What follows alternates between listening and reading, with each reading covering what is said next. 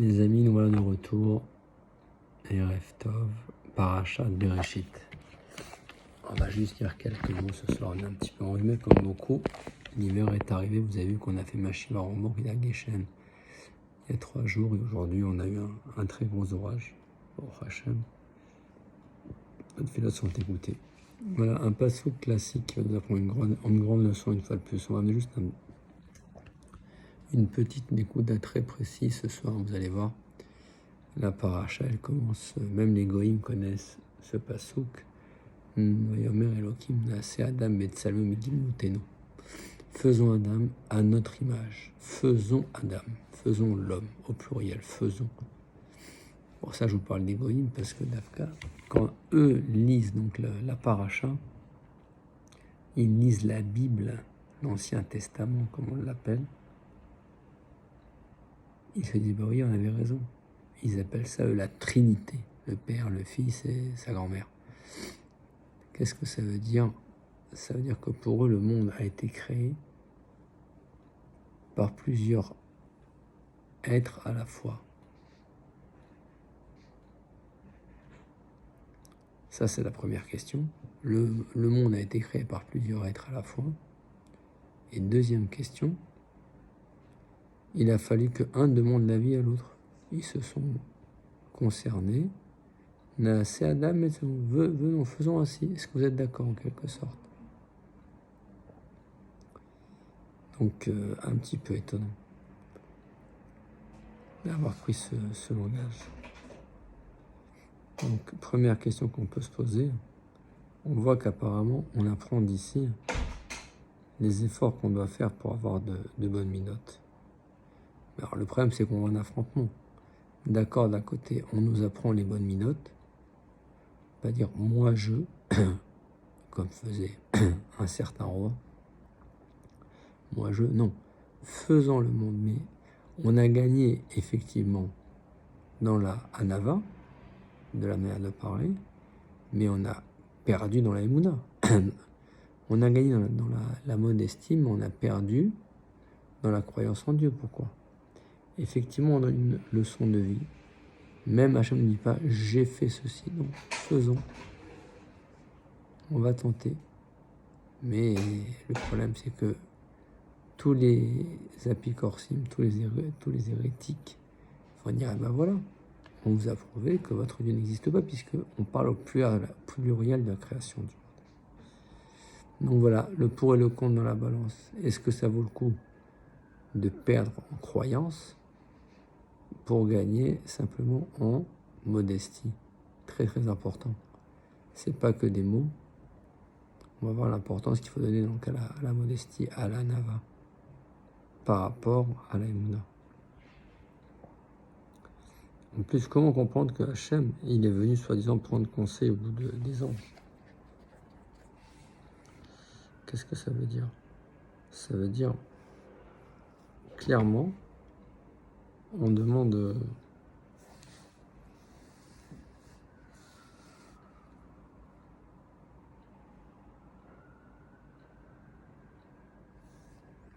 On aurait pu dire clairement que Hachem, il a parlé avec les malachim. Mais là, on a l'impression qu'il y a plusieurs êtres au même niveau pour créer le monde. Le Rav Friedlander, dans son Siftei Chaim, il nous parle donc du problème des midot et de l'Emouna, donc des bons comportements et de la croyance en Dieu. Et il nous dit qu'en réalité, comprendre que ce qui peut amener, quand on écoute ce passouk, à une erreur, eh ben, ça pourrait venir, l'erreur pourrait venir d'un problème de midot, de mauvais comportements. Et par là même, donc entraîner des problèmes de croyance en Dieu. Qu'est-ce que ça veut dire?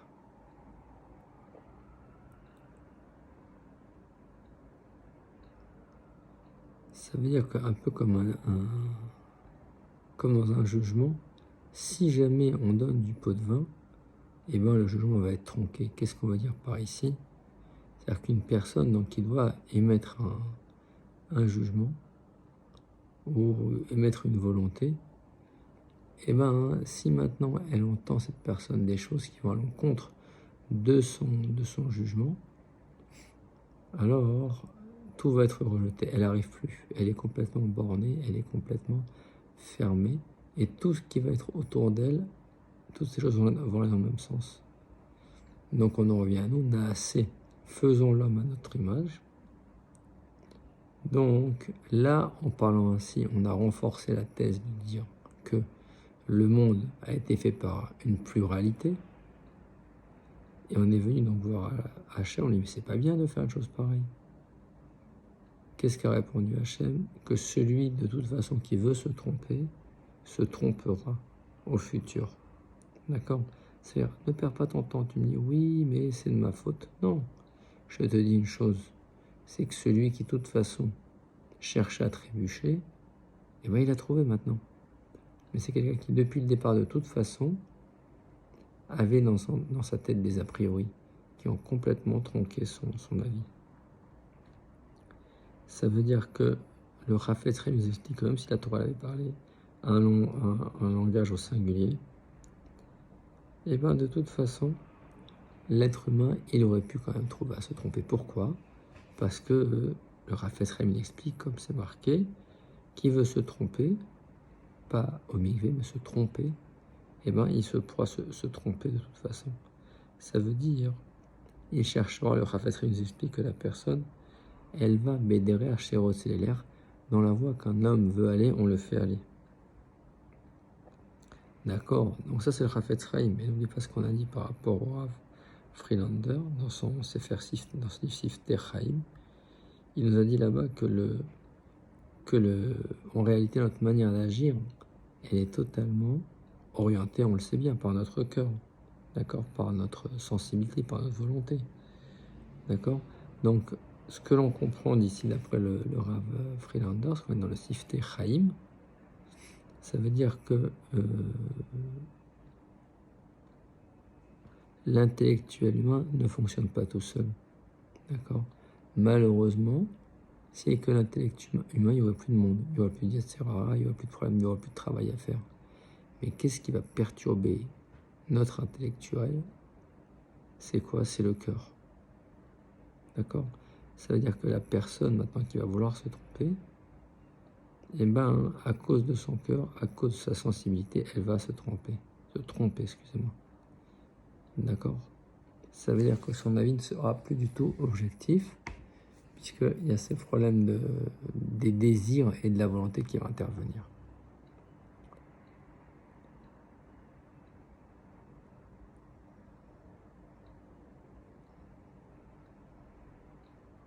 Et par rapport à ça, dans cette discussion qu'on a vue, eh ben, l'homme, il vient nous dire que de toute façon, et même, on aurait même pu écrire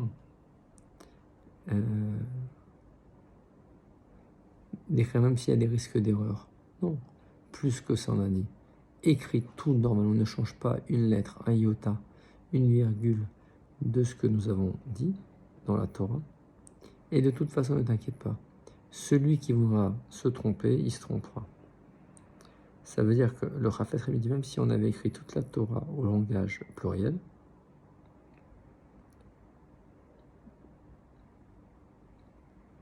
ou alors si on avait laissé tomber plutôt tout ça, et marqué un langage sans ambiguïté, eh ben, il aurait creusé au maximum, comme un forgeron, comme un spéléologue, il aurait creusé le juif, et il aurait cherché, parce que maintenant il a une thèse au niveau du Sechel, mais avec sa volonté, son désir, il est perturbé cette thèse. Donc il aurait cherché de toute façon quelqu'un pour reprendre un petit peu tout ça, pour donner un peu de frais, pour dépoussiérer tout ce que lui, il pense. Ça veut dire quoi? Le Siftei Chaim, on a expliqué maintenant que on a mis en concurrence les mauvais comportements, les mauvaises midot, et la Emouna. Ça veut dire qu'une personne qui se conduit mal, eh ben, il va perdre ses Emouna, il va perdre sa confiance en Dieu. Il va perdre surtout ses manières de penser juives. D'accord? Puisqu'on a dit le cerveau il est conditionné. Donc le Rav Friedlander, par rapport à ce qu'on a, je vous rappelle la question qu'on avait posée, on avait demandé pourquoi avoir tendu la perche en cause hérétique. Le Rav Friedlander, donc, il nous dit comme ça. En réalité, il vient nous apprendre le Derech Eretz, le bon savoir-vivre, et la Hanava et l'humilité. D'accord? Ça, c'est ce qu'on apprend du Pasuk Naaseh, pas moi, je. D'accord? On apprend l'humilité et on apprend aussi le comportement, de devoir demander conseil pour agir, pas forcément toujours foncer tête baissée. Donc, cette attitude de Yara Freelander, elle va nous être vraiment très précieuse de voir ce qui s'est passé encore une fois. Comme on dit à chaque fois, savoir tirer exemple, savoir tirer les sons, là c'est très facile. Ingrid Aramban nous dit, chaque jour tu dois retenir quelque chose de ce que tu as appris. Là c'est très facile, c'est cette différence entre Emouna et Ashkafa. Qu'est-ce que ça veut dire? On a expliqué, c'est clair maintenant. L'Ashkafa, c'est qu'il y a, comment ça s'appelle, il y a des influences extérieures qui vont jouer sur mon jugement.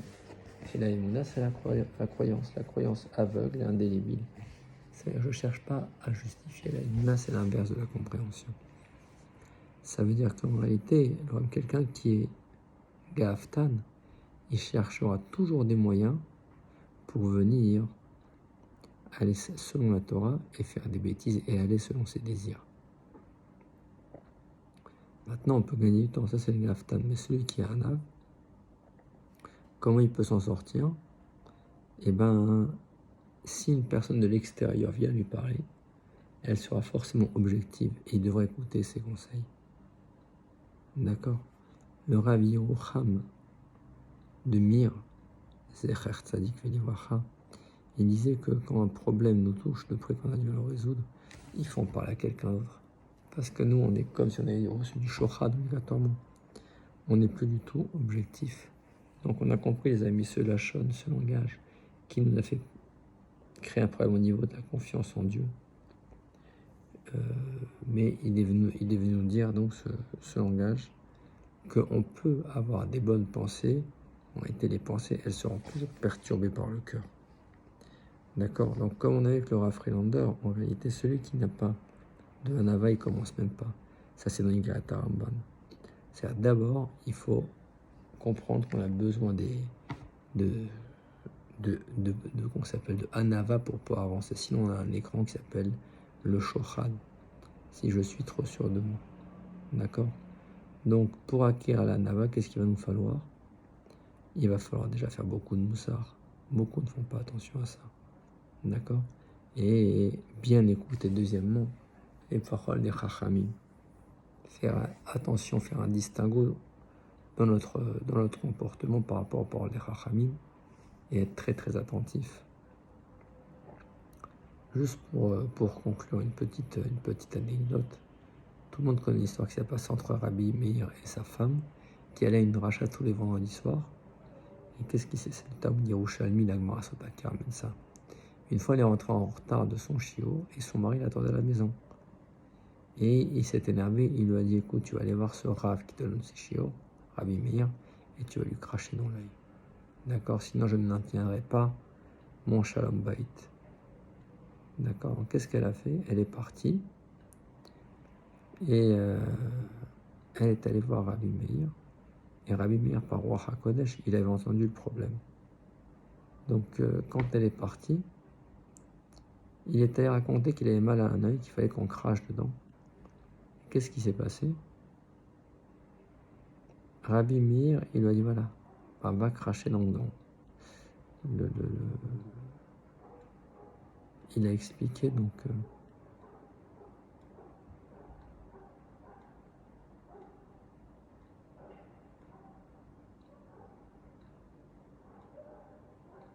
Pardon. Il a fait croire à Meir qu'il avait une maladie de l'œil et qu'il fallait qu'on crache dedans. Il a appelé la bonne femme, il lui a dit, crache-moi 7 fois dans l'œil. Elle était un peu étonnée, mais bon, elle a accepté. Et à la fin, Rabbi Meir est directement allé lui dire, voilà, tu transmettras à ton mari ce qui s'est passé. Il lui a dit, tu voulais que je crache une fois dans l'œil de Rabbi Meir? Eh bien, j'ai fait plus. J'ai craché 7 fois. Et Rabbi Meir, bien sûr, a totalement été hanav dans cette attitude, mais bon, genre d'histoire à prendre avec beaucoup de recul, à prendre avec des pincettes et à ne pas mettre entre toutes les mains. Voilà, donc on a compris ce tenant et cet aboutissant entre d'un côté la Emouna, qui va en bafouer si jamais elle n'est pas forte, quand je vais entendre Naaseh, Adam Betzal Meno, d'accord, on va construire l'homme. Là, ma Emouna, elle peut prendre une claque, mais d'un autre côté, ma Hanava, elle va travailler quand je vois le langage. Donc très important, d'accord, comme l'a dit Laura Freelander, les gros problèmes de la Emouna, c'est quoi? C'est à cause du cœur et à cause de la gava, de l'orgueil, de l'égocentrisme, qui nous empêche d'agir normalement. Voilà, je vous dis à tous Shabbat Shalom et des bonnes nouvelles si tu veux.